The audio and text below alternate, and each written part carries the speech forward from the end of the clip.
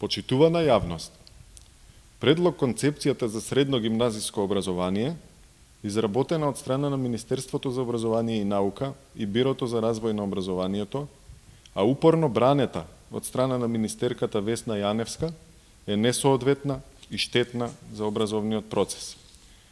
Освен укинување на предметите за кои веќе имаше бурни реакции во јавноста од стручната фела, со предлог концепцијата Јаневска предвидува укинување и на задолжителниот предмет бизнис и предприемништво во 4-та година и 2 предмети од изборното подрачје ОХА, економија и менаџмент. На сметка на овие предмети се воведува еден наставен предмет, економија и бизнис, и тоа како изборен.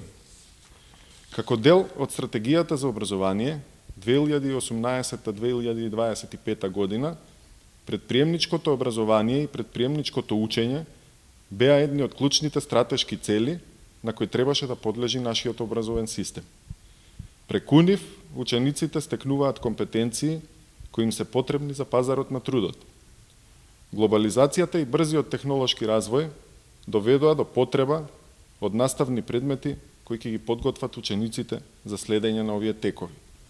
Со ваквиот предлог во концепцијата тоа сега се руши.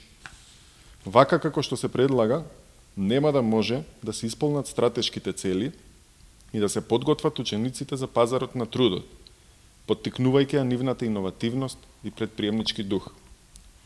Особено не во услови на слободна пазарна економија, кога тоа им е најпотребно. Ова е уште еден аргумент плюс зошто треба да се обезбеди јавна расправа во собранието, предлог што веќе го достави СДСМ.